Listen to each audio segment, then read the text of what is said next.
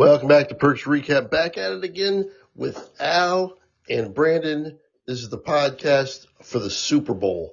The review of the Super Bowl. The season is over. Al, this is our fourth season coming to third season, right?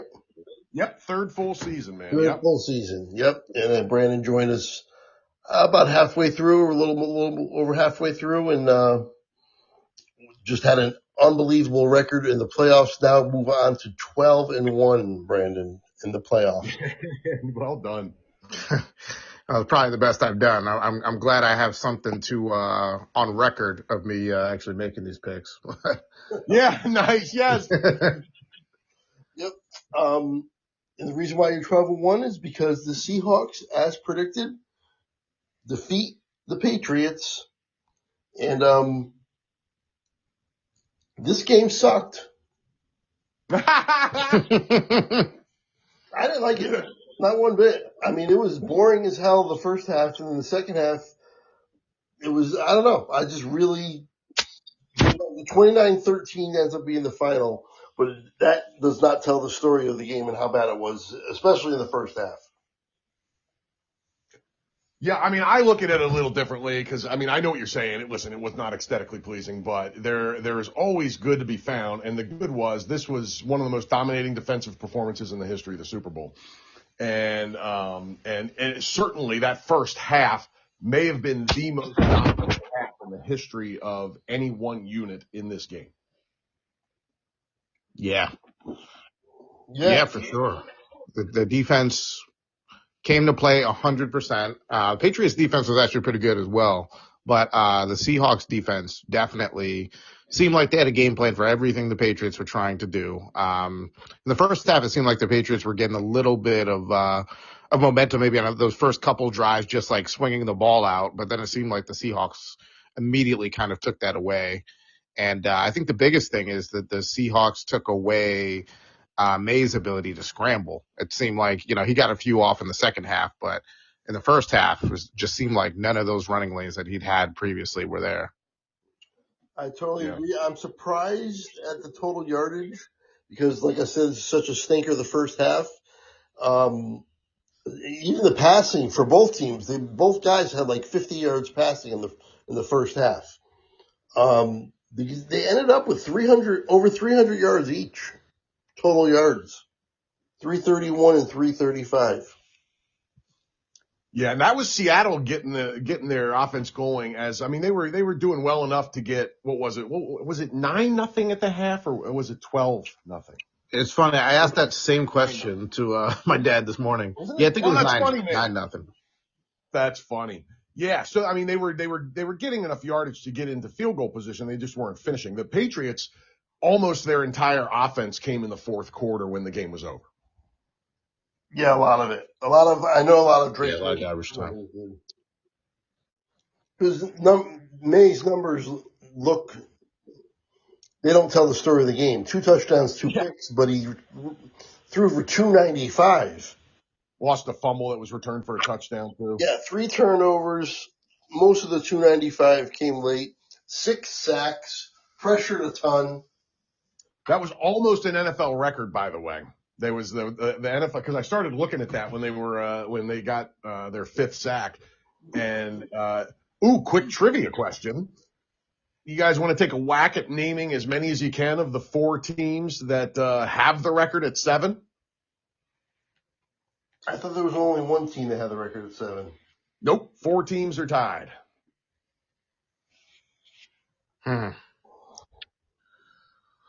Well, by default, I'm gonna guess the Bears just because of the strength of their defense.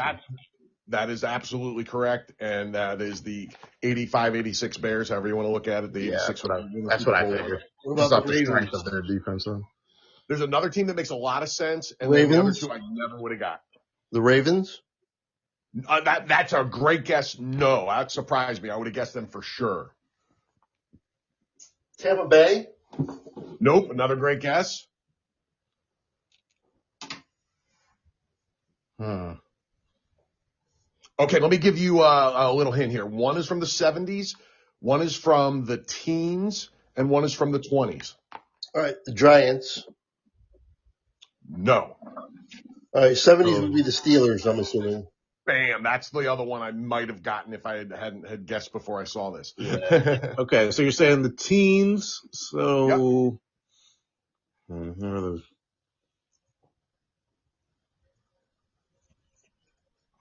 Oh, the Eagles last year?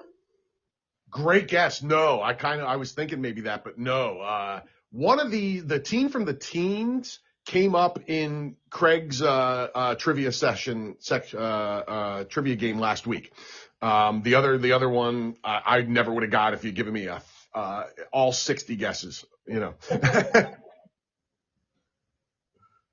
Is it a winning team? I'm sorry, Craig. Is it a what team? Did they win the Super Bowl? Yes. Okay. I don't know why. I'm just drawing a blank on teams that played in the teens. No, all good. You want to take any more guesses before I tell you guys? What about the Chiefs? Another great guess. Incorrect. Indy? No. Good guess. Incorrect. I'm tapping out. Denver. There you go. The Peyton Manning Denver team of 16. That's because it came up. Peyton was the answer in one of those. Yeah. Last time. And then, should I tell you the last one from the 20s? Yeah, go ahead. The Rams. That's the one I never would have gotten. The 22 Rams. Yeah, me either. You could have asked me. I would have gotten 5 guesses, and I probably would have guessed all the other teams before I guessed them. Yeah, man. I would have started guessing losers before I guessed the 22 Rams. I love it. So anyway, I had that for when the sack thing came up, and you brought it up, Craig. So I wanted to interject real quick. Thank you. All right, cool. All right. Brandon, what was your takeaway? So how did you guys feel? So watching this, I was watching this with my dad and brother, coincidentally in New England, which was kind of interesting because I went and saw both my niece and my nephew play basketball earlier in the day, and all Patriots fans all over the place, you know. So we watch, you know, so the first play happens and Walker gets that 10-yard carry essentially, and I think all of us collectively were like, oh, that's trouble for the Patriots, right? Because that was one of their strengths coming into the game, was that they had such a good rush defense. Yep. And it did take a bunch of carries for Walker to ultimately get the yards he needed, but I don't think it really mattered because he kind of demoralized the Patriots as he went. You know, 3 yards here, 4 yards here, and then he broke some big ones to ultimately get that MVP. So the story of this game to me was Darnold wasn't awful. He got away with a few, I would say, in the first couple of quarters, but then he kind of settled in. Yep. And then the defense was dominant, as Al said, probably one of the best defensive performances we've seen in the Super Bowl, definitely the century. And then the running game kind of just sort of took the Patriots out of it, sort of kept the clock moving and kind of just slowly killed them inch by inch. So that to me is kind of what killed the Patriots. And to be honest, Drake May wasn't good either. He did have some open receivers. He had some ways he could, some capitalize on some Seahawks mistakes at times, although there weren't that many, but he did have some receivers he could go to at times, and he missed some of those throws, so that kind of also contributed. No doubt. Yeah. Drake May looked like a second-year quarterback who was getting confused. Yeah, for sure. For sure, yeah. This game was fascinating, man. And can I just throw in real quick? If there was an MVP of the Patriots, it was my boy Mac Hollins. Oh yeah, yeah, Mac Hollins. He's great. I love him. On the offensive side, because Gonzalez, Mac Hollins. Yeah, Gonzalez was pretty good too on the defensive side, but no doubt, he was awesome. Yeah, Darnold would have had 5 more completions if it wasn't for that guy making tip balls. Yeah. Here's another thing. Did it seem to everybody else that like Darnold's first 3 or 4 passes all could have been picked off? Yeah. That's kind of what I meant when I said in the first couple quarters he was a little the passes were not bad passes, but he kind of put it in a place where it seemed like the defenders, if they kind of were paying attention, could have possibly gotten to them. Yeah, like the first few passes, I just remember thinking like he's flirting with disaster here. He's trying to throw into, and the announcer said it as well. Like he's trying to throw into really tight windows, and I mean he got away with it mostly with incompletions, but yeah, he was a little shaky at the beginning. No doubt. I mean, and thank goodness for Kenneth Walker, because without him, we would have had a kicker MVP. Yeah. I mean, Kenneth was a man, dude. Somebody said it was either Tirico or Collinsworth said at one point his patience on that run would have made Le'Veon Bell proud, and amen. Because he is the most patient runner I've seen since Le'Veon Bell used to just stand there for 5 seconds every time he got the ball, and then all of a sudden he would have 7 yards. It's fascinating to watch that guy run, and what a game when Darnold was okay. He had that big pass to Barner for the touchdown that was huge, and he made some big passes along the way, but he was just okay. But Walker was the difference in this game offensively for them for sure. And his patience and running style was great. And when, Charbonnet went down, we all talked about it, listen, it's going to affect their game plan because it's not how they did it before, but Kenneth Walker can step up, and he did. And, we talked about a quarterback not being, MVP in this game too. And boom, it happened. Another quick trivia question. Who's the last non-quarterback MVP in the Super Bowl? Cooper Kupp. Same as that 22 Rams team. Very nice, Greg. Nice. Yep. Yeah. We definitely talked about that last week. I remember specifically mentioning that about I just saw that this was a game that could be setting up for a non-quarterback MVP, the rare non-quarterback MVP. Yeah, no doubt. And if that 50-some yard run hadn't been called back, it was a hold. It should have been called back. But if he had gotten that, man, we would have been looking at an epic Super Bowl performance, not just a really good one. Like an all-time great. Yeah, definitely. Yeah, he would have been sniffing up Timmy Smith's heels. Yeah. Yeah, he would have been. And JSN goes out for what was it, like 2 full quarters, something like that? He was almost a complete non-factor. He was a non-factor. He actually didn't really play that well either. He dropped the ball in the first quarter, and then kind of was in the blue tent for a while. I think he missed like a quarter and a half, 2 quarters, something like that. Came back in, but he was a non-factor after that. Yeah, that was – if you had told me that he was going to have that kind of game and they were still going to win huge, I would have said, no, I don't think so, man. But – that's how good they were compared. Listen, the other thing we got to say this. The schedule talk all year about the Patriots proved out in the Super Bowl. They had a weak schedule. They are a very good team. Are they an elite team? No, they're not yet. They're heading there, but they're not yet.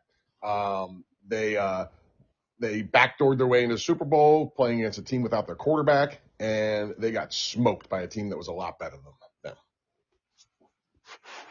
Yeah. Flat out, Seattle's the better team. Yep. I think they win, 99 times out of 100 on a neutral field. These two exact teams right now.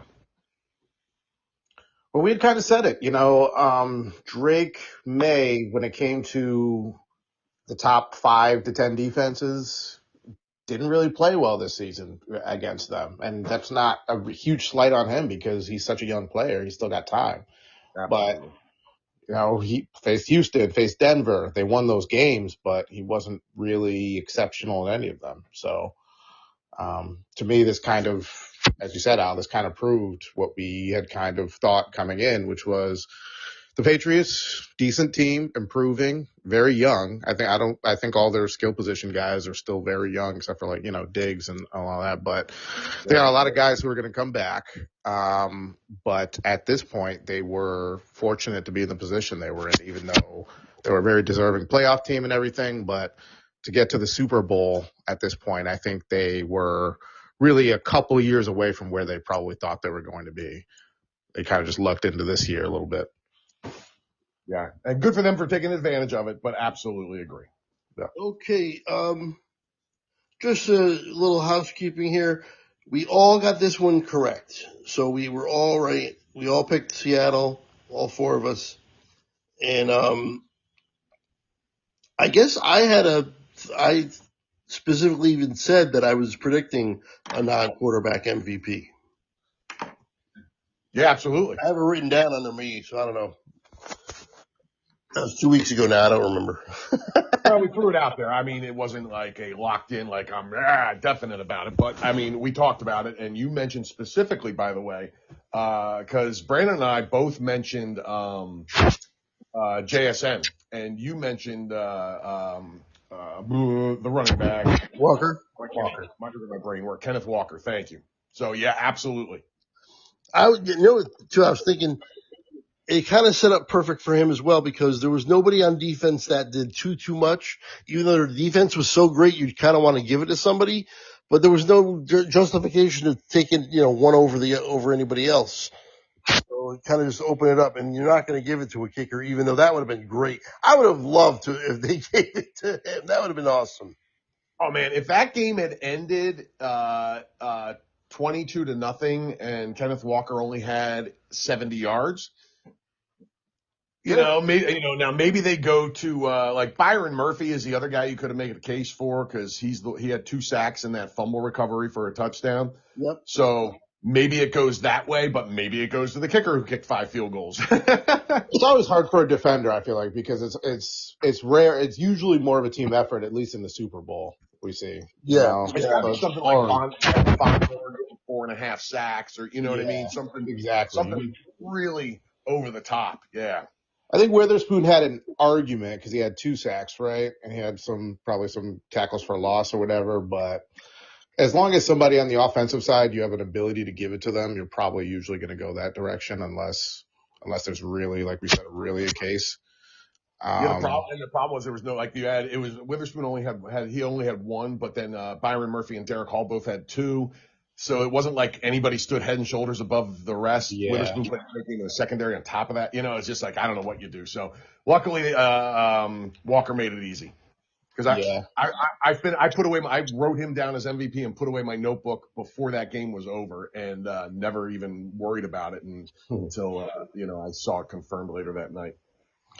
Honestly, the punter was fantastic too. Oh, he was something, man.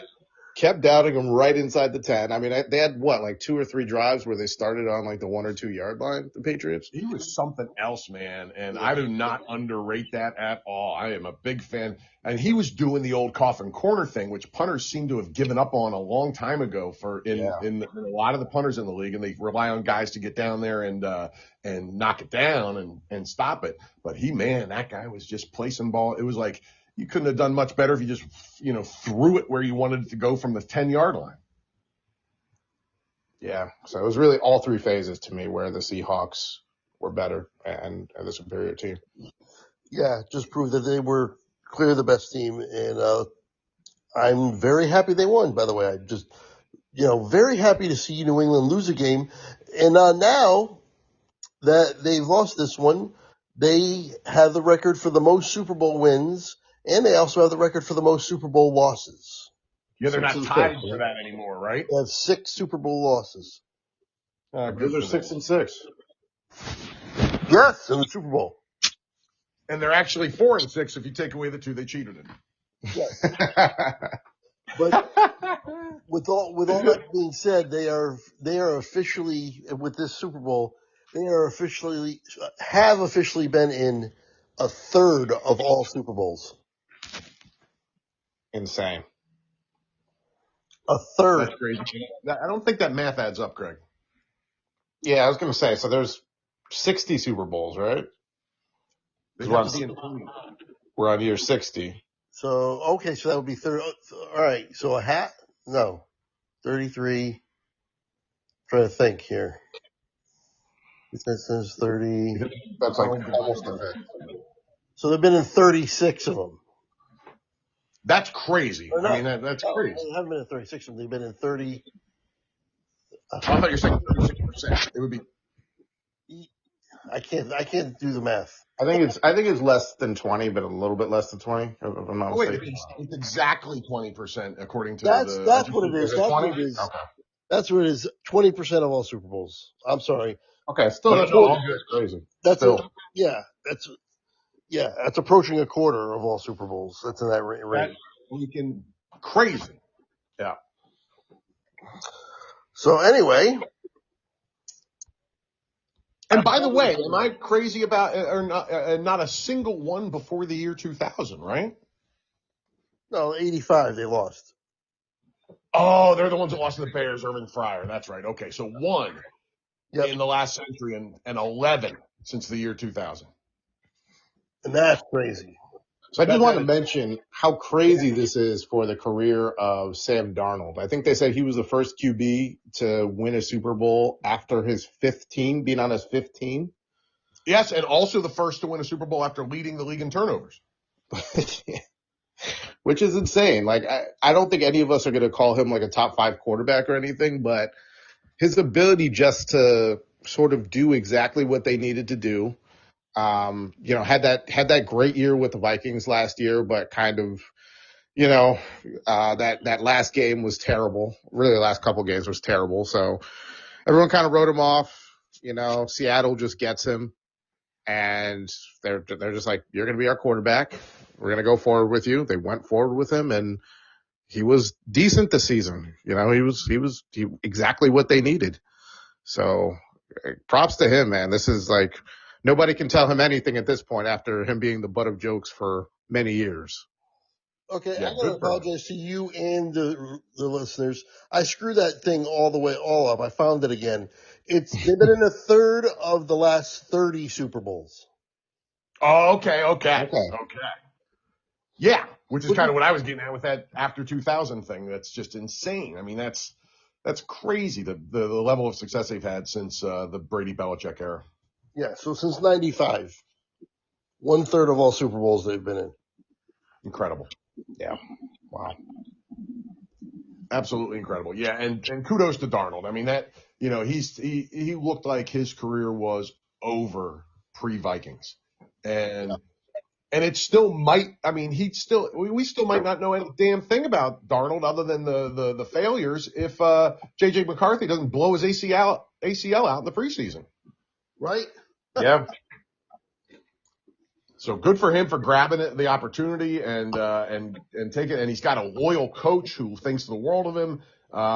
You got to love having him on your side. And it's going to be really fun watching them moving forward too. See how he sustains. But boy, he is a Super Bowl winner forever now, and everybody can eat it. That was on his ass, including me. Yes, absolutely. This podcast was not convinced. It took a while for us all to get convinced, and especially you, Al. But that's fair. That's fair. It was fair to have questions about him. I had questions still about him going into this game. He still led the league in turnovers. Yeah. It's not like this was a clean run. You know what I mean? Like he still had to overcome a lot of stuff, and he had a great team around him. I think I was slow to recognize maybe the greatness of this Seattle team because of his turnovers, maybe keeping some of these games close. You know what I mean? But I sure came around in the end, and he got it done when it mattered in the playoffs. And this was a fascinating Super Bowl team here for several reasons, and Darnold is certainly the biggest among them. So yes, even though the score is a little misleading, this was a dominant game. I think they dominated. The score looks dominating, and it was way more dominating than that. Right. Yeah, the score does look dominating, but yeah, it was more dominating than that. Yeah. Yep. It was one of the only Super Bowl and I'm sure I'm forgetting plenty of stuff here, but the only Super Bowl I remember feeling more dominant than this is when the 49ers beat the Chargers 55-10 in 1995. Did they beat him that bad? I'm pretty sure that was the final score. I thought that was the score of the Bears in New England. Well, maybe I'm wrong. Maybe it was the same score. There's definitely been some dominant ones over the years. I'm thinking of the Seahawks Denver one where it was like 43-8 or something like that. Oh, it's 49-26. My bad. 49-26 was the Chargers. Okay. I think 55-10 was the Bears. I knew I had that in my head for a reason. So there's been some dominant ones, but I will agree that like, and you'd kind of talked about it earlier, Al, with Christian Gonzalez. If he doesn't get his hand on a few of those, we could be looking at like, 40 something points for Seattle. I think that was definitely in the cards for them if a couple things broke differently. For sure. And Christian Gonzalez is a stud. There's a handful of corners in this league that are about as good as it gets, and he's one of them. Well, 52-17, the Cowboys. That was one of the Bills games, or which one was that? that? Yeah, that was the 6 turnover Bills game, the first one. Yeah. And the Bears game, I think I just pulled it down for some reason, but it was 47 to something. It was 46 to 10. Where was I getting 55? I don't know. I had that emblazoned in my brain for some reason, and apparently I was wrong. No, because the Cowboys 52, I remember they're saying the Super Bowl record was 55. So they didn't get the record. They had the second most points. Niners Broncos in 1990. Oh. I knew there was a 55-10 game out there somewhere. So yeah, it was the Montana Niners against those were the early Elway years before he got over the hump, right? Yeah, pre-helicopter.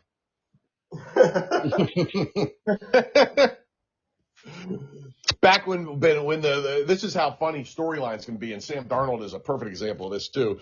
Back when the storyline was Elway's not clutch, he can't win the big game, which was insane. Yeah. Yeah. But that's the narrative till you change it.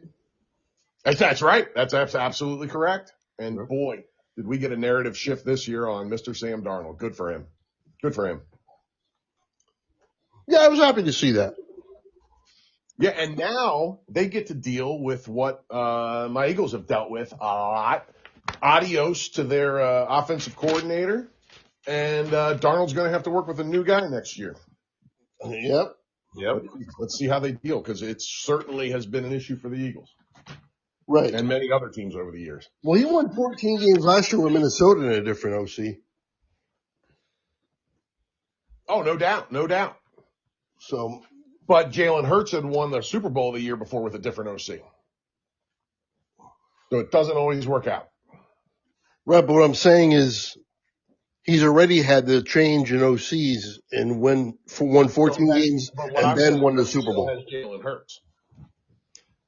Jalen Hurts has had a different OC every year. He's had good years and bad years, won Super Bowls, lost in the first round of the playoffs. He won a Super Bowl with a new OC. He lost in the first round of the playoffs with a different OC. So, I mean, it's a different franchise. It's the same franchise this time, which is going to be more like the Eagles situation. So we'll see.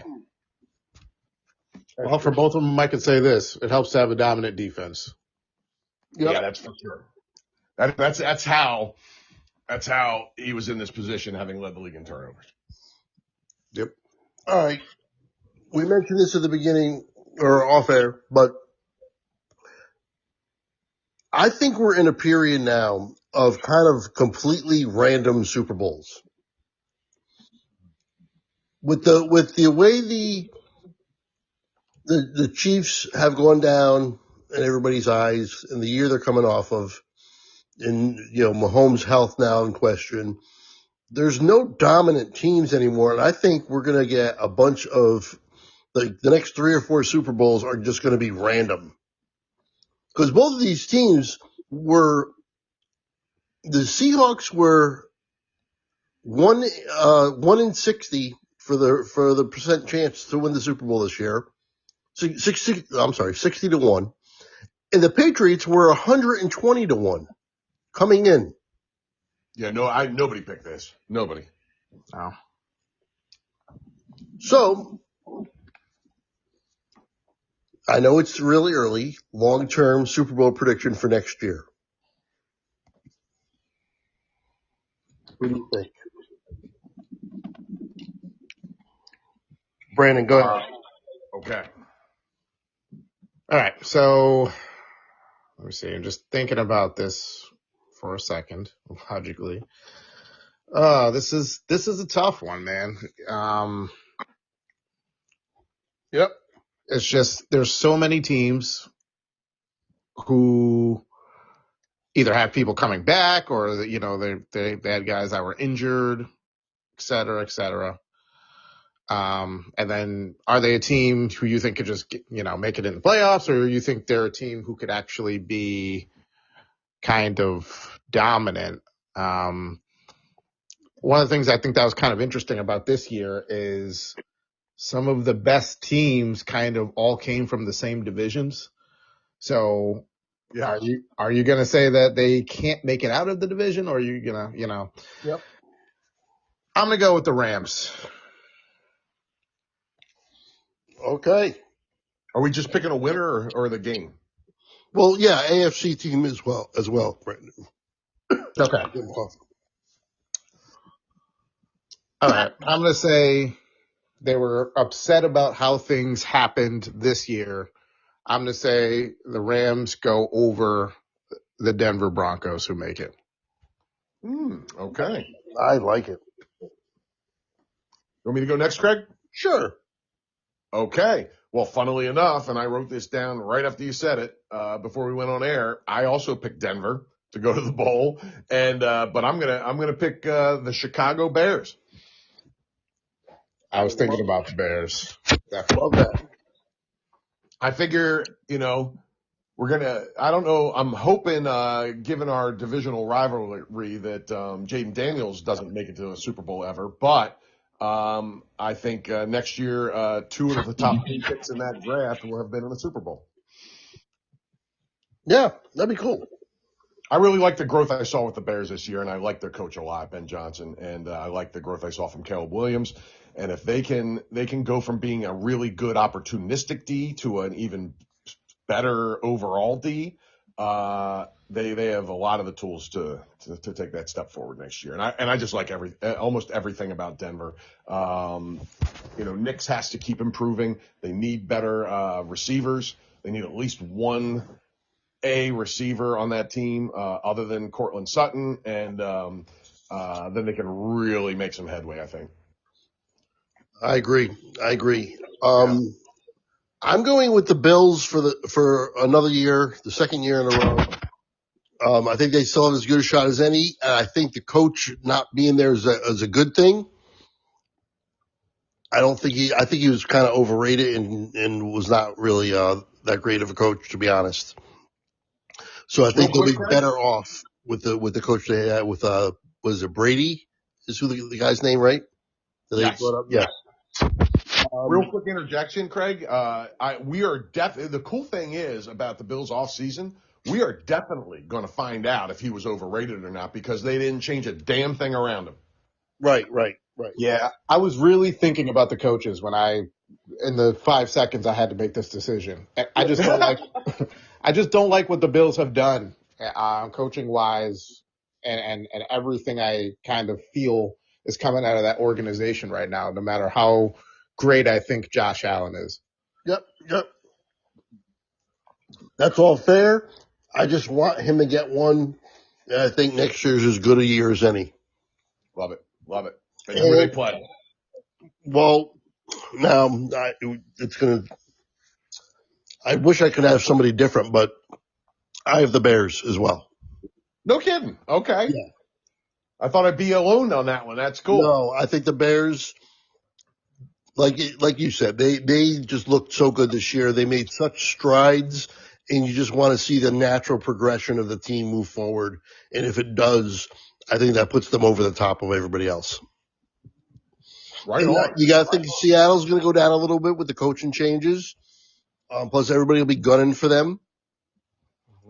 And just as a little caveat, I also think the Bears will be playing the Dallas Cowboys in the NFC Championship game.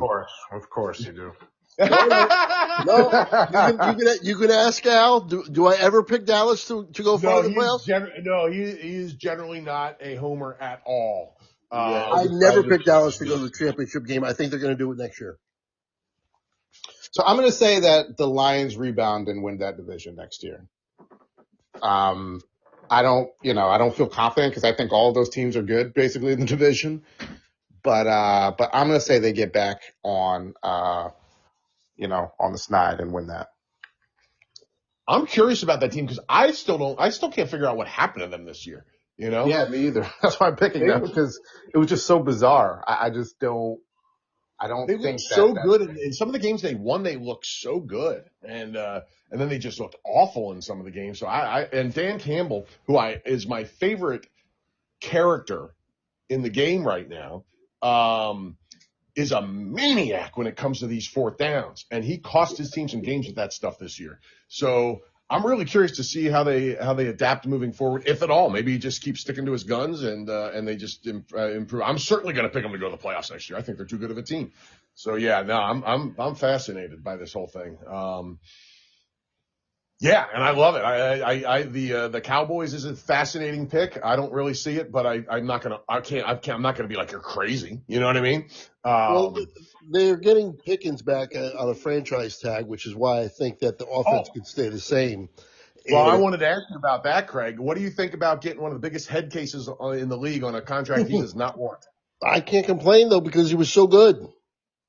Yeah, but you didn't get head case Pickens, and now you're going to get a Pickens that is not going to be real happy about the situation that he's there unless they get a deal done. If they get a deal done, forget everything I'm saying right now. But I don't think they're going to. I don't think they're going to get a deal done. There's no way. I don't either. That's not Jerry Jones's history.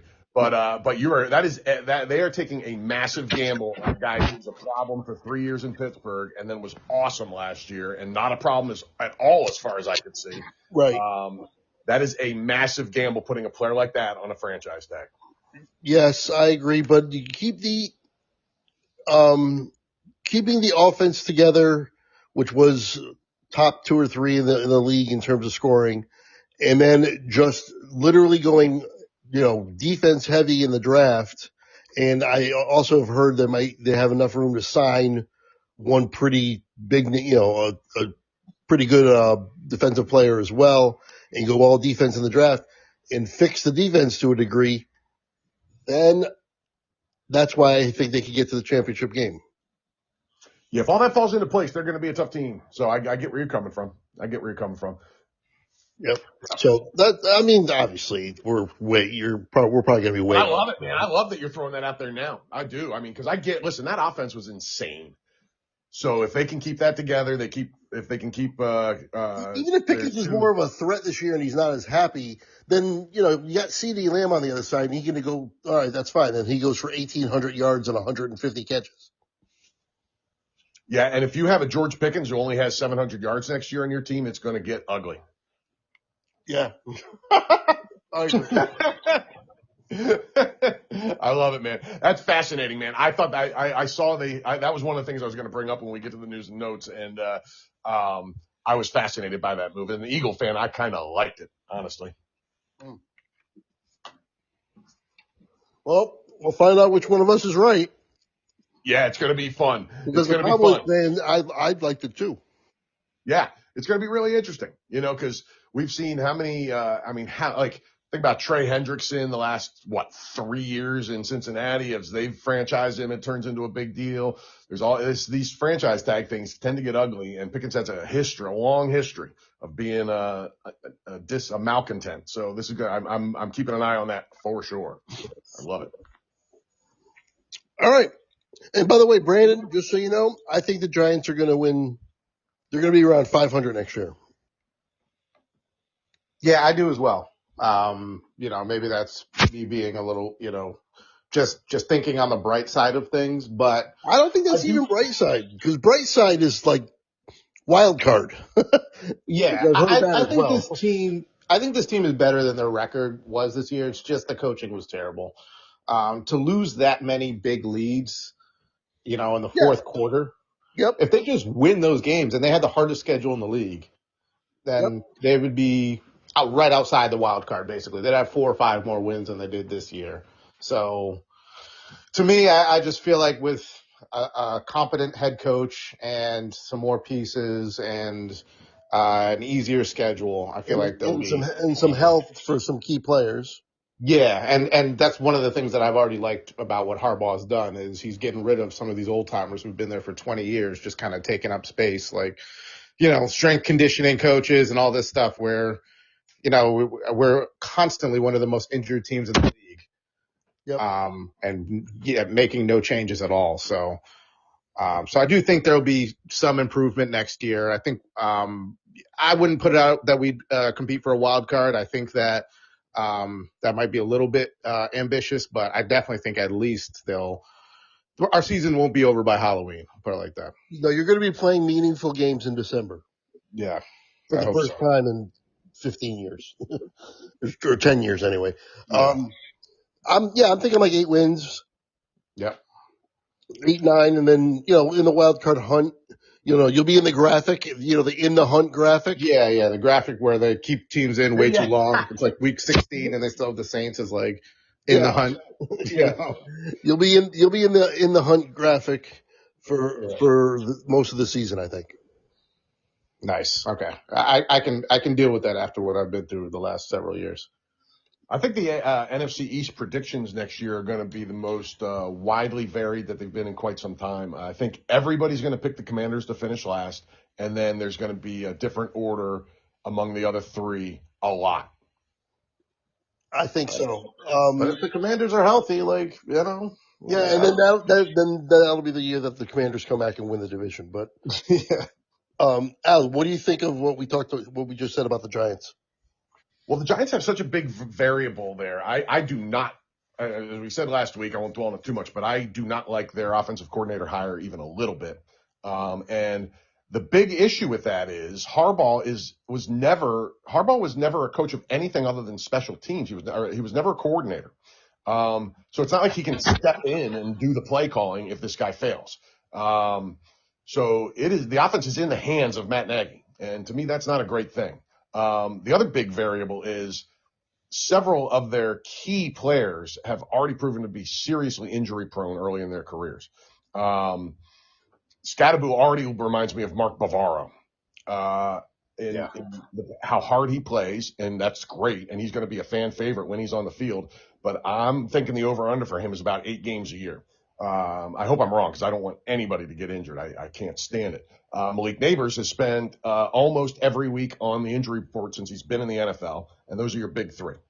So there's a massive, wide variable here for the Giants to me. They could improve and look a lot better and only win 6 games. They could win 9 games, and it wouldn't surprise me. So I'm not hard to say, man. I'm going to have to see where the health is of the guys all coming off big injuries as we get into preseason and all that to make a firm, case and see. Of course, all the offense, but those 3 are the big ones to me. And how much does Abdul Carter improve in year 2? Right. Yep. Yeah. And don't forget they have a really high draft pick this year too.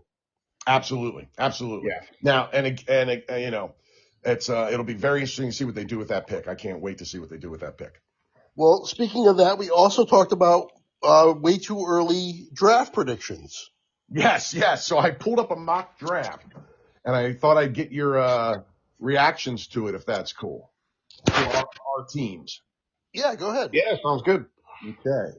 And I clicked off the tabby. Bear with me one sec here. And while I'm pulling this up, I will I'll say this a while. One of the more interesting things that I've seen so far is the wide receivers in this year's draft. I find absolutely fascinating.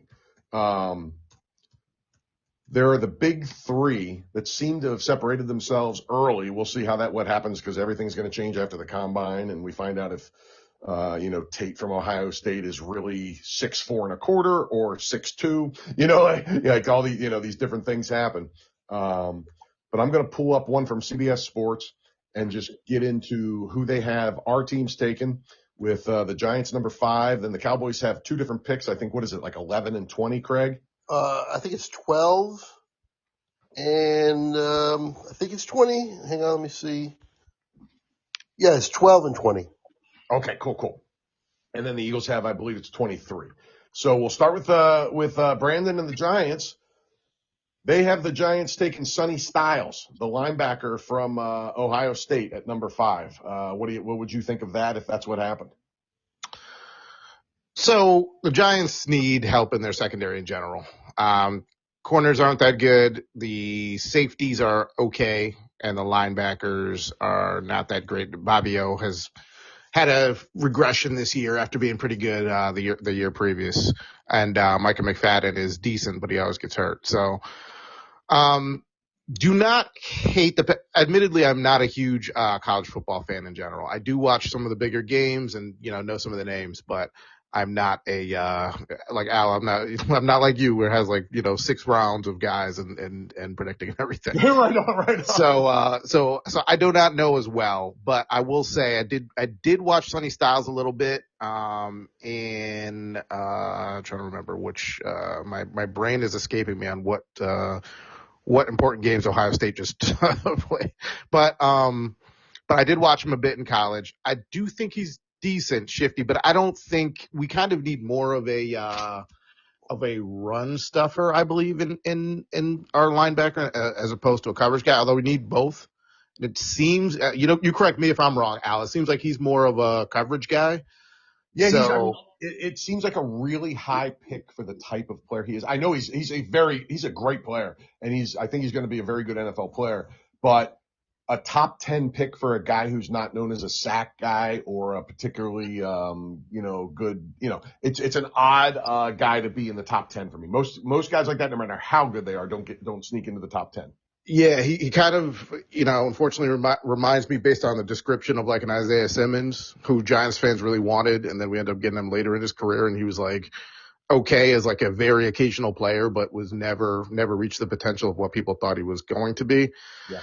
Granted, I will say this. The player that I'm thinking of is also somebody who probably shouldn't be, based on what we're projecting, as this type of player, probably shouldn't be top 10. But I'm thinking of Harbaugh, the Ravens, and the fact that the Giants wanted this guy in the previous drafts a couple of years ago, Kyle Hamilton. I'm thinking, can Caleb Downs be that kind of player for the Giants who need a player like that? Well, it's freaking awesome, Brandon, that you brought that up, because the mock draft that I clicked off the tab that I had pulled up had him going to you at number 5. Yeah. So the reason why I'm saying that is because we definitely need a player like that. Also, as you said, Al, there's a few receivers who have separated themselves, and the Giants probably do need a receiver opposite Malik Neighbors. ESPN has you guys getting Cornell Tate. Yeah. And I think you should go receiver. I would go receiver over defense. Yeah, so we're probably going. Well, it depends. I don't know if we're going to bring back Wandale. Not that it stops you from getting a receiver, because obviously he's a slot, and he's not like a number 1 receiver, probably not even a number 2 on good teams. Want to give Jackson more weapons. Yeah, they definitely need more weapons. I was thinking going receiver in the second round, but I'm open to suggestions. But I would go with Downs just based upon what I know. Although I do think it's a little bit early to get him. But when you're picking, you have to pick where you're at. So yeah, ESPN has deal. And of course you could. Oh, sorry, Craig. Sorry, go ahead. So I was just saying, ESPN has Downs going number 7. So not too right far. on. And this particular one has him going number 10, which I have not seen him go outside the top 10 in many mock drafts. He's going to be one of the rare safeties to go top 10. It looks like. Yep. So he is worthy of talking about in that pick for sure.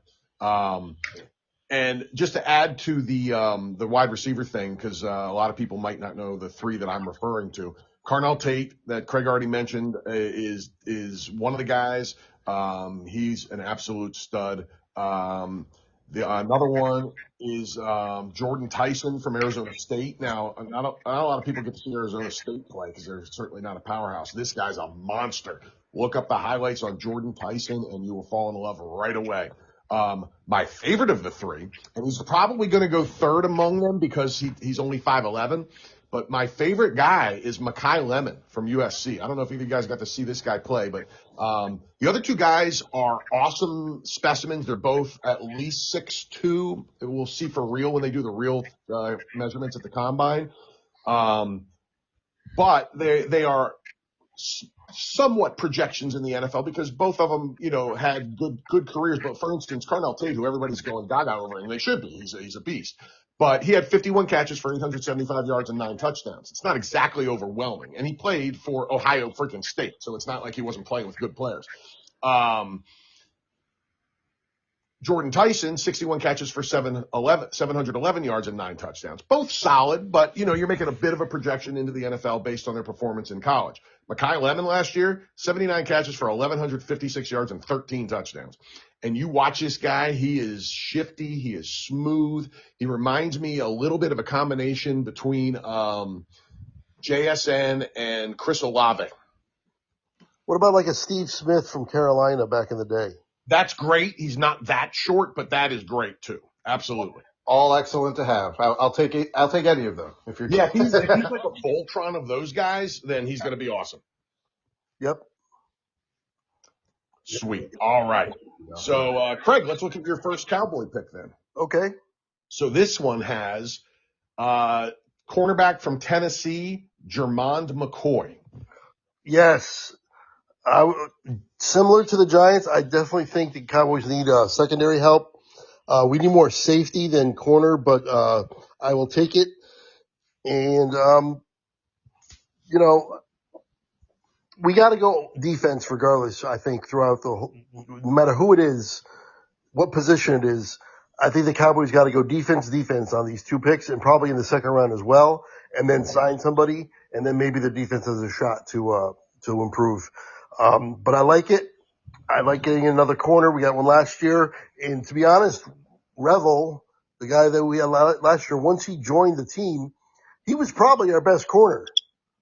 I liked him coming out, and he looked good when he came out. Diggs was terrible and ended up getting released. And then Bland was just okay. He was not what he used to be. I think he was still hurt. Yeah, he was still hurt. And then he ended up going on the IR the last couple games anyway. And Revel became our best corner.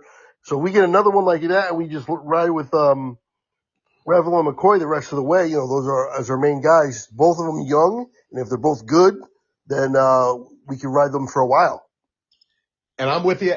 Now, let me just throw this at you because this has to make you, given the past couple of years with your cornerback situation, let me give you this description and see if this makes you sweat a little bit about this guy in particular. I'm with you on the defense thing 100%, and I like this guy a lot. However, here's this is a quote from CBS Sports. The problem is that the last time we saw McCoy after he missed all of the 25 season with the torn ACL. Yep.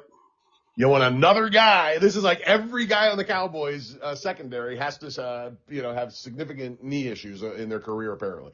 But I like him a lot as a player, and you don't just not take somebody because you've had a few injuries on your team over the last couple of years. But it's got to make you a little sweaty to have another corner with knee issues. Yeah, ESPN says that coming into 2025, coming off of 2024, he was their number 1 cornerback and had an elite 2024 tape on him. And that's why a guy who didn't even play this season is going in at number 12 in a mock draft or anywhere near there because he was an absolute stud when he was on the field, and it definitely makes sense from an ability standpoint, no doubt about it. Yep, to be 2 years removed, that's a little better anyway.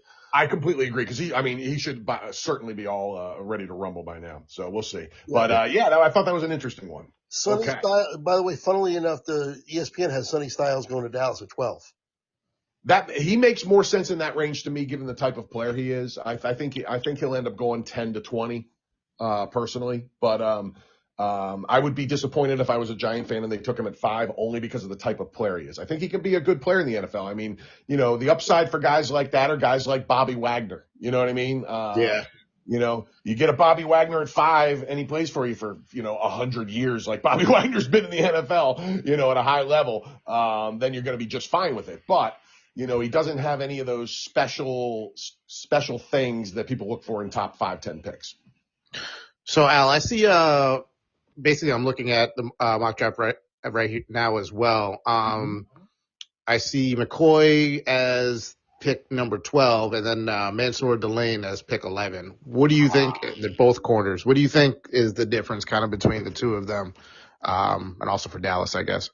Well, this is a huge, and it's a huge decision for teams. This is a decision the Dolphins had to make in this mock draft, and somebody's probably going to have to make it on the day of the draft.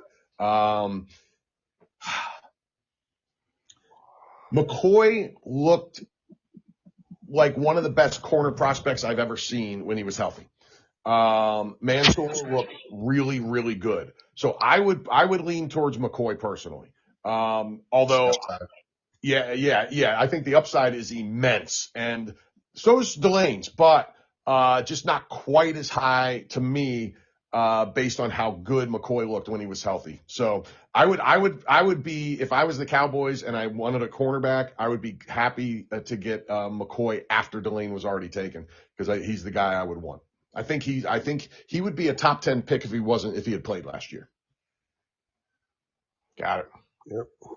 Right on. And then now Dallas's second pick in this one is Blake Miller, and this goes against your plan. Blake Miller, offensive tackle, Clemson. All right. How many offensive linemen are we going to draft in the first round? 150. I mean, I know that's always been our identity. We are the best at in terms of turning out offensive linemen like it's a machine, like, it's on a conveyor belt, one after another, and they usually are pretty good. And this guy will be probably pretty good, to be honest. But what about where do they have TJ Parker going? That's who I want with the second pick. He must not have gone earlier. Let me see. Come on, show me TJ. From Clemson. They do not have him going in the first round in this one. Oh well. Unless he's in the top 10, and I'm just double checking to make sure he didn't go that high. I know I'm familiar with him, and he has gone in the first round in many mock drafts. He just didn't make the cut in this one, but I'm with you. TJ Parker's a good player. Well, the thing is, too, is he had 11 sacks in 2024. He went down to only 6 sacks in 2025, but he was more asked to basically clog holes and lock up blockers and be a good run defender. And if he's an edge rusher who can get to the quarterback, but also is a really good run defender, which apparently that's his real strong suit, sign me up. Put him on the other side of Ezeraku. Again, 2 young studs, both first round picks or first and second round picks, early round picks, both young, both on the come up. I'm all about it. Yeah, and by the way, anybody that's as big a draft nerd as me out there should know there's a great website out there called NFL Mock Draft Database. It is, because it can be frustrating looking for good mock drafts sometimes, and up-to-date ones, because sometimes you just Google it, you get one from 3 months ago or something. This website has, so I'm looking at TJ Parker on this site right now, and it lists, I'm looking at roughly 20 different mock drafts and it tells you where he went in those mock drafts. And in every single one of them, he was in the first round. Except the one that I pulled up just now. And he went as high as 17 and as low as 31. So he's in that kind of, that second half of the first round conversation. So he's legit conversation for your Cowboys, for sure. Yeah, I'm about it. I think I would prefer him. I guess you can't ever have enough offensive linemen in terms of especially good ones. But we just drafted one last year. We have Tyron Smith, who's one of the best in the league already. We have our offensive line is good. There's no reason to. I mean, I know you want to make it great or whatever. Just continue it to be good, but let's get the defense fixed. And we have 2 first-round picks. We have an opportunity to get 2 impact players on a terrible, terrible defense Let's do it. I'm with you 100%, man. If I was in your shoes, I'd want the same thing. And if I was the Cowboys, I would darn sure be doubling down on defense. Yep. Yes. Agreed. All right. Good stuff. So, okay. And it's cool because the mock draft that I accidentally clicked off had the Eagles taking an offensive lineman here, which I would be all for. But instead we get to talk about one of my favorite players in the draft, and that is the tight end from Oregon, Kenyon Sadiq. Are you guys familiar with this guy much? Not familiar with him. I'm seeing him. Funnily enough, ESPN also has him at going to the Eagles. Oh, right on. Okay. This has been a very popular one. The two most common ones I've seen going to the Eagles are him and Avion. I'm blanking on his last name, the cornerback from Clemson. So this is a pretty common one, and I like it. Dallas Goedert got old in a hurry. Like it seems like just a couple of years ago they got rid of Zach Ertz because they wanted to have Goddard in his prime be the starter. Well, all of a sudden Dallas Goedert is 31 years old. I can't believe it. Like it goes by so fast anymore. Plus he's always been injury prone. So it seems like it wouldn't kill me if they took a tight end. And if they're gonna, this is the guy this year. This is the only tight end even in the first round conversation. Anybody that likes to watch highlight packages getting ready for the draft, you'll have a fun one watching Kenyon Sadiq. This guy he embarrassed linebackers and nickel corners all over the field. The one issue was he had 6 drops. That's not a great thing, but he made some spectacular catches, and for the most part, his hands look pretty good. So I'd be okay with this here. I think they have some bigger needs, but I like this guy enough that I'd be okay with it. Yeah, and Jalen Hurts likes to go to the tight end, so to have another weapon there. To have him and Goddard for a year or two would be pretty sweet. Yep. I also see in his description that they say he's pretty good as a run game blocker. So that's definitely. Brian, I'm glad you brought that up because I meant to bring that up, and that is not to be understated. There's some it's rare when you're looking at tight ends to see blocking highlighted anymore in their packages, especially with a guy who's considered so explosive as a receiver. But man, you watch there's a 7-minute long highlight film of him on YouTube, and at least a minute or two of it is dedicated to his blocking, which I thought was awesome. So I am all for it. He's going to make somebody happy, I think. The only reason it looks like why he drops to 23 is because of the drops. That's it. Everything else, he's great. Yeah, that and he's listed at 6'3". It's possible he's somewhere between 6'2" and 6'3". Those two reasons are the only reason he's not being talked about in the top 10. Pretty good. Right on. By the way, that quarterback is Avion Terrell from Clemson. I appreciate that. Oh, shoot. I'm sorry. Drop the phone. Sorry, guys. Yeah, those are the two most common things I've seen mocked to the Eagles. I see a couple offensive linemen here and there, but those two are happening a lot.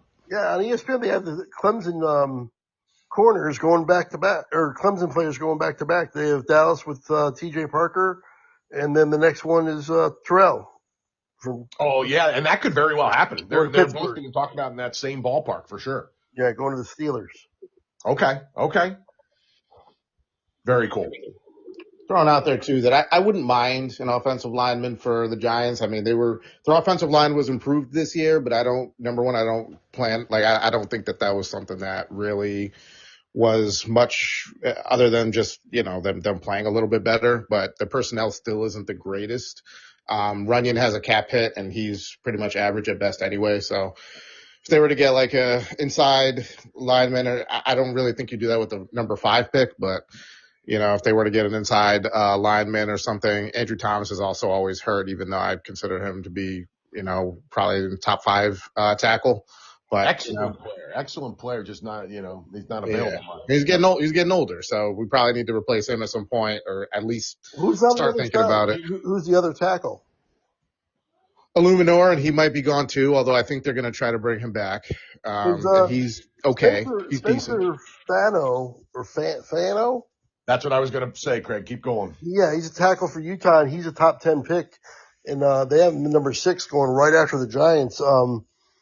If you are going to go offensive lineman, that'd probably be the guy to go with. because I've seen him, like in the mock I have, he's going number 3, and I'm seeing him go higher and higher. The more current the mocks are in general, because he was down at one point a couple months ago. He was mocked to the Eagles. There's no I mean, he is now the most highly regarded lineman in the draft, and I don't think he gets past the Giants. I think he goes in the top 5. Right. So I'm just saying, if he somewhat slides, I don't know if it would be a slide or not, but if he's there for the Giants, that's going to be a tough choice. I completely agree. Yeah, completely agree. Because you can't fault them for wanting to get that line straightened out even more. I mean, listen, they had an average offensive line this year for the first time in what seemed like about 15 years. At least 10. No joke, at least 10. And everybody, and people are happy, and I understand it, and I agree, because they were average. So let's not stop at average if you're the Giants. You know what I mean? Right. Yeah, right. you want to make it a position of strength. You want to keep going, and especially because linemen are a position that guys get old quick. You need to replace them, as you go. You don't want to just have one lineman. That's something the Giants have struggled with for years, is the depth isn't great. Our guys, we constantly have 2 or 3 linemen go down during the year, as most teams, and the guys behind them are not even really NFL starting caliber players. So, or just NFL players in general. No doubt. So you'd have to probably, if you do that, you'd probably have to dip as free agency for your receiver there, because you don't want to go second round receiver and not start getting defensive players that you need in the 3rd round. You want to get at least one first 2 rounds, round 1 or round 2 of a defensive player, I would assume. But you also need the receiver. So if you go lineman here, you're going to miss out on one or the other. So I think you should do address maybe the receiver. Just get a good veteran receiver for your number 2, and it probably wouldn't cost an arm and a leg in free agency. Yeah, I think free agency. I'm curious what they do with Wandale.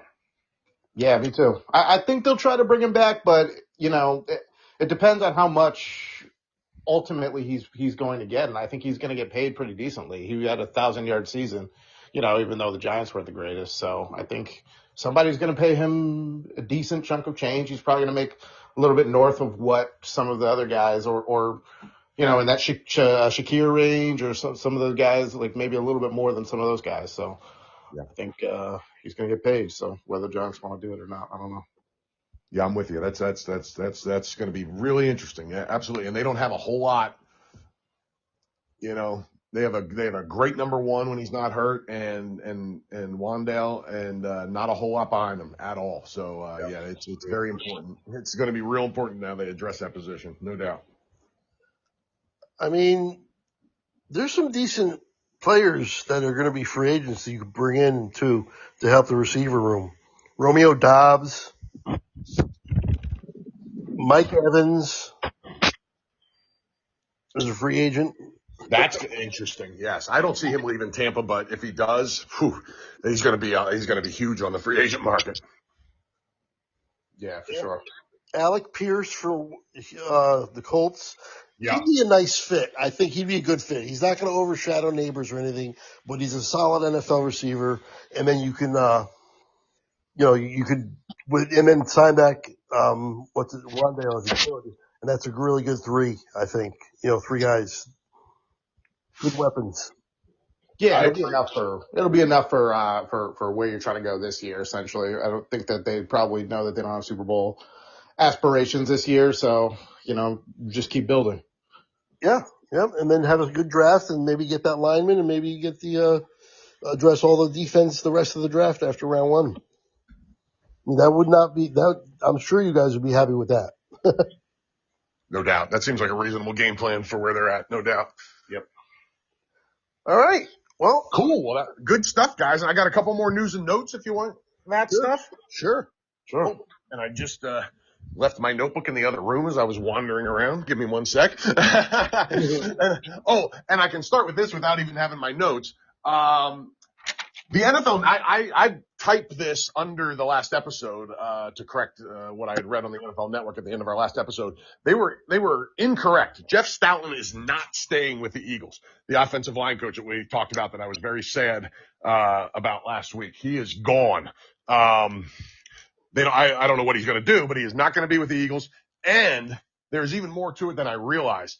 He basically, it has come out that Sirianni and, Kevin Patullo, the no longer offensive coordinator, basically took his run game coordinator role from him at about 3/4 of the way through the season.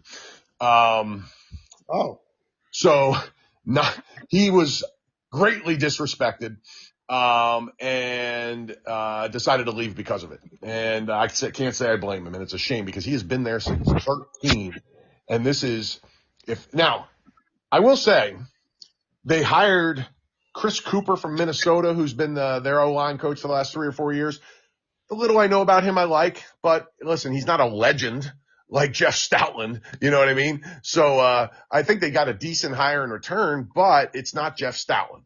And it's another thing in the nobody knows what to make of Nick Sirianni column, because he is now chased out arguably the best coach on that staff, between him and Fangio. Yeah. Yeah. Puzzled by that. What's that? I said, yeah, I'm puzzled by that. Right. Me too. Honestly, what I'm seeing about the Eagles, people talking about for next year is people are just like they don't know what's going on over there. They're kind of like hesitant to get on board with the Eagles next year just because of they, like I said, they're just kind of unsure of what's going on over there in the coaching situation, and not everybody's in love with the offensive coordinator they got, and of course the Sirianni talk I don't think it will ever stop. But yeah, I haven't seen a whole lot of hype around the Eagles in terms of where they're headed. Yeah, it's mixed. I mean, nobody knows what to make of it right now. I have heard nothing, almost unanimous positivity actually about their offensive coordinator, Mannion. But he's a first time play calling offensive coordinator, so it's a bit of a gamble, listen, you can't discount the fact that they just chased one of the best position coaches in the NFL out of the building. That just blows my mind that happened. So listen, the other thing, it's funny because you know how the rumor mill is in the NFL, and stuff got real heated with A.J. Brown at the end. Well, guess what the latest rumor is? He wants to stay in Philly. So, so much of this stuff is crap, and I don't know what to believe and what not to sometimes. So I'm not sure, man. I just know that I'll tell you what, no matter what happens with Sean Mannion, I already like him better than Kevin Patullo. Well, you can't get much worse because that was a disgrace. That's right. That was a disgrace. It was an absolute disgrace. His poor offensive coordinating cost them Jeff Stoutland because they scapegoated the wrong guy. Yeah. So you wonder if A.J. Brown is really kind of bought into the fact that it's going to be different without him. He might have been essentially his issue within the Eagles. I don't know how he feels about Sirianni. He might not love him, but that might not be the actual issue that he has. Yeah. I think that there's something to that. I really do. And, listen, Sirianni's a fiery guy. There was the only time it ever got bad between the two of them, as far as I can tell from anything actually concrete, was when they got into a shouting match, I think it was the second to last game of the regular season, on the sideline. That's the only time I've ever seen those two get pissed at each other. So I think their relationship from all accounts seems to be okay. And the fact that he's already proclaiming he wants to be back next year is semi-surprising to me, and I'm happy about it. He could have been yelling on the sidelines, "Fire Patullo," and he did it. Yeah, like, okay. That's right. Yeah, cool. Man. That guy stinks just as much as I do. Yeah, exactly. I love it. Yeah. So that's a long way of really not answering your question, Craig, because I don't know how I feel about them right now. I'm going to have to see a lot about how this offseason goes. By the way, two other massive factors for the Eagles, both Lane Johnson, who you would expect to be talking about retirement. It's been a question with him for years now. He's 35, I think. I think he'll be 36 before next season. So there's the question of whether he'll retire this offseason, but also all of a sudden Landon Dickerson is talking about retiring. Remember, I don't know if Craig, you remember me talking about how dinged up he was earlier this season and a lot throughout the season? Oh yeah, well, definitely. He is 27 years old and talking about retirement because of how many injuries he's accumulated in his career so far. So hopefully he's either okay and can play, or if he has to do what he has to do for his health, I get it. But man, he's one of the best guards in the league, and he's talking about retiring at 27 years old. If they lose Lane Johnson and Landon Dickerson in one off season, that is going to be tough to overcome. Yeah, for anybody. Yeah, absolutely. Yeah. So, all right, enough Eagles. Now, what else do we have this week? Oh, okay. Another fascinating thing that came out in the coaching ranks this week is Jim Schwartz decided he pulled a Stoutland. He decided he was disrespected by not getting the head coaching job, and he was going to take the year off rather than be the defensive coordinator for the Cleveland Browns. Wow. Yeah, I had mentioned it in one of the podcasts previous that I read essentially that he felt completely disrespected. He left the building when he heard that Todd Monken was getting the job over him. And I guess he just decided he doesn't want to come back, essentially. How about that, man? Yeah, he's got 1 year left on his deal. So in order to not coach Cleveland, he has to not coach anywhere. Does he get a head coaching job when he comes back, or is he a DC somewhere? I think he's a DC. It did not go well for him in Detroit. No, it didn't. Well, I tend to think you're right. He's going to be a DC. I think if he kills it for another, for another couple of years, he might get a shot somewhere, maybe. But I mean, he's going to have to put up top 5 defenses for a couple years in a row, and to even get sniffed after how bad it went in Detroit. And he's also, I mean, he's not young anymore. He's not old. He's not Vic Fangio, but he's not Declan Doyle, the 29-year-old offensive coordinator for the Bears either. He's closer to Vic Fangio than he is Declan Doyle. Well, I can't argue the logic of not wanting to be with the Browns for a year. It doesn't seem far-fetched to me, although I do think he's probably doing this more out of spite and just kind of anger than opportunity. That's hilarious. I love it. All right. I found this fascinating because Craig knows for sure. You've heard me talk about my feelings about Cliff Kingsbury enough over the years to know how I feel about him. I am not a fan. A lot of people like to hype this guy up. There was a lot of people talking about he's going to be a hot head coaching candidate this offseason. Those people were dead wrong. I think the NFL is starting to agree more with me than some of these people that are so high on him. But you know what he ended up doing? He is now joining the Rams, which I think is good for him in a sense, but in an undefined role, meaning he's going to be some kind of vague, made up, senior assistant for the offense or something. Really? Yeah. Made up senior assistant? Yeah. Who was it?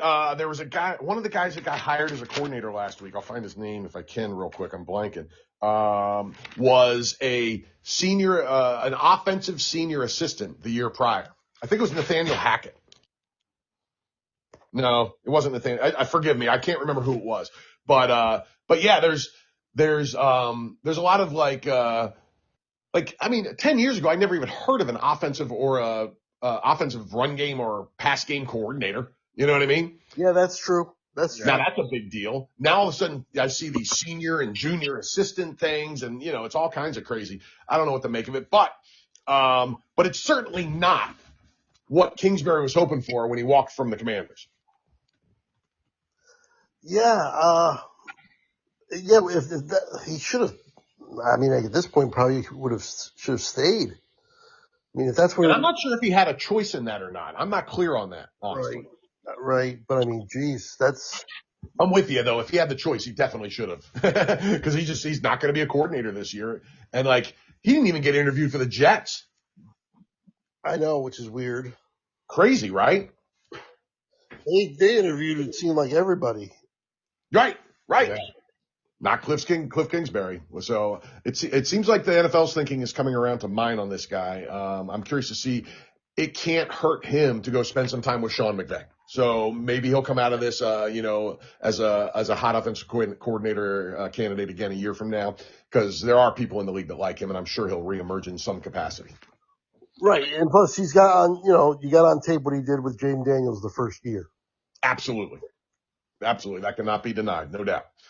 Yeah, it's like I was listening to an interview this week, and Ben McAdoo came on, and they were like, "Oh, it's Ben McAdoo. He's with the New England Patriots." I was like, "Really?" He's a senior defensive assistant with the New England Patriots. There you go. So just giving, I guess, just giving some advice or something, So that's probably Cliff Kingsbury's is on that line now, hoping to get another coordinator job somewhere, but. As you said, it's seems to be descending instead of ascending at this point.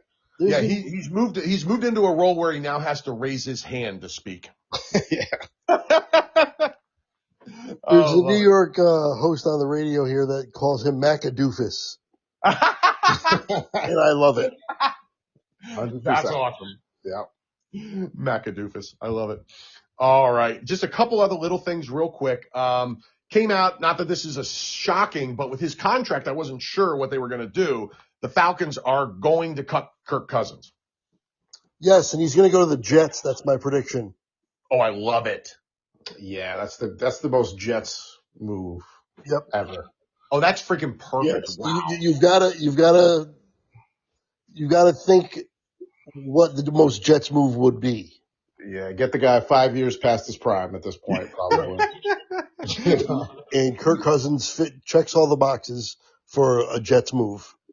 Yeah. I mean, it wouldn't be the worst move in the world, but it also would be the Jets to overpay him by a bunch.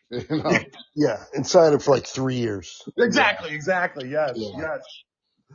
Oh, that's awesome, guys. That's the kind of reaction I was hoping for when I brought that one up. That's awesome. All right. Two more things real quick. Just because I like this guy's name and I remember him, he was on the Eagles a long time ago. The Bears promoted Press Taylor to non-play calling offensive coordinator. Press Taylor. I love that name. That's another thing. I love the name. That's another thing. This specifics about who's calling the plays now. That's another new thing. I'm with you, Craig. Yes.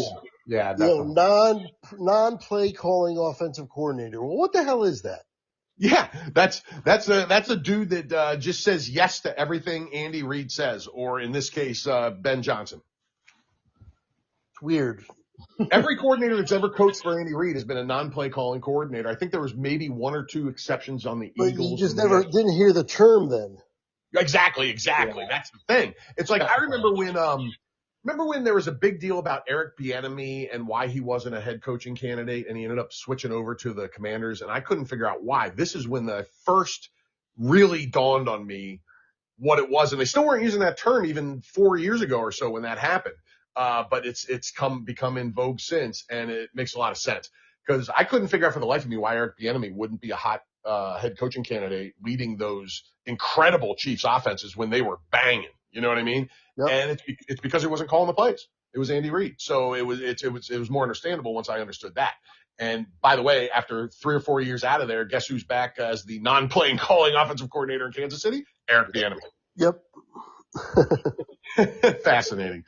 And then the last thing I wanted to mention just for our listeners and for us is a couple big dates in the offseason. Free agency supposedly starts 3/11, but they have what they now call the legal negotiation period. Used to be the legal tampering period. So free agency really starts on March 9th. Okay. Yeah, that's when when you find out about everything, but guys can't actually sign until the 11th, right? Exactly. That's like everything, Craig, that you and I both, and you are even more strong than me about this, but I'm with you. Everything you hate about the baseball offseason is that good in the NFL because there's going to be, they do it right. Yeah. There's going to be 20 somewhere, give or take 20 massive moves made before it's even legal to sign anybody. Yeah. And then on the actual day of, it's just going to be a flurry of activity all afternoon long. Yeah. So we should probably plan on doing a podcast on 3/12 or 3/13, Yes. A couple days after that. Yeah, right on. And then the draft is the April 23rd to the 25th, and that'll be time for another podcast right before and probably after. Yep. Absolutely. Brandon, you good with those? Yeah, I mean, we could obviously work out the schedule more going forward, what we're going to do, The but good thing is yeah, we're I'm not down. up against any crazy, we're not up against the games coming this week or whatever, like we always are, where we have to get it done by a certain time. So whatever works out right around that time, sometime after, as quick as we can after the free agency, and then same thing coming into and out of the draft. Yep. Yeah, I'm down. I'm excited. Yeah, into we'll do some predictions and we'll look at some players, and then coming out we'll just look at what happened. Beautiful. I love it. All right. Awesome. I like the off season as much as I like the season. The NFL has done it right as much as it's, probably destroyed a lot of our lives. Like for me, the Giants off season's about 10 months long. So for me, it takes up a lot more of my life than I would like, but the NFL truly has made it a year round sport. That's awesome and accurate. I love it. Just real quick, Brandon, what are your feelings on the baseball off season, how they do the free agency, and that it takes, players to like spring training basically to sign sometimes? Yeah, I hate it. I hate how it's so spread out. It's like, randomly in the middle of, when are we in now? Like February, they'll just have a random free agent that, made some kind of deal or what, Framber Valdez was one of the best pitching prospects, for this, one of the best pitching guys, free agents, and he just signed last week. Yeah. And it was like, oh yeah, that happened, Yeah, like it's been 4 since months after I would have November. been excited about it, It's been since November. Yep. Yeah, so football and the NBA trade deadline and free agency is pretty good as well. Yeah. But NFL, the day of, everything kind of comes out. Baseball gives you one move every 3 weeks. Yeah, so that's to me is ridiculous. Yeah, boo MLB offseason, yay NFL and NBA off seasons and trade deadlines. Yeah, that NFL especially. It is they have perfected it. I mean, it is down to a science. Listen, they got people tuning in to watch dudes run in spandex. That's all you need to know about how good the NFL has. Yeah, that's true. Combine is on TV and it's on for hours. Hours. Draft coverage is like ridiculous for 2 months. Yep. When nothing really shifts that, like stuff obviously happens week to week, but day to day, is anything really shifting that much? Not really. Right. Yes. Yes. Yeah, man. And what drives me crazy, even though I love the most of it, is you can find all this in the internet era, which is great.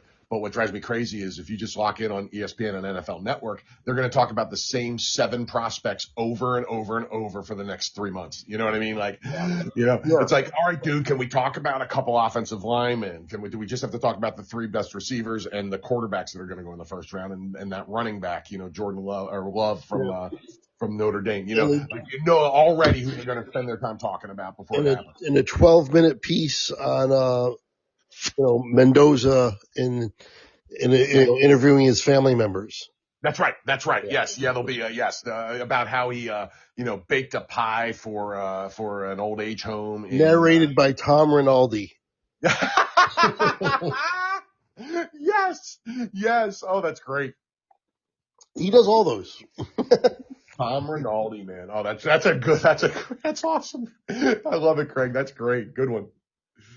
All right, guys. Well, then I guess that's going to do it. We put a bow on the 2025 season and the 2026 playoffs. How about it, man? Congrats to the Seahawks. Yeah, congrats man, to the Seahawks and their fans. And take heart, Bob, our buddy Bob out there that's the biggest Patriot fan I know. Take heart, man, because even though they got smoked in the Super Bowl, they are looking, the needle is pointing up, baby. I totally agree, as much as I don't like to say that, because I love to see him lose. But it's definitely they're gonna be fine. They got here probably sooner than anybody expected it, and sooner than they probably even should have. But they got the experience of it, and they're gonna be back. Or at the very least, they're gonna be a force the rest of the way for a while now. Yeah, nobody's not going to pick them to make the playoffs for quite some time now. Right. Good job. So, yes, but I'm sure we'll be hearing from Bob in the comments. He comments every video now, and be interesting what he has to say. Much appreciated, Bob. Thanks, all right. That's going to do it, guys. We will reconvene after NFL free agency in about a month. Perfect. Nice. And it'll be right after free agency. Start looking for the podcast. I might throw a short video out to let everybody know when to expect the pod once we nail down the time. That's perfect, Craig. Sounds good. All right, guys. Once again.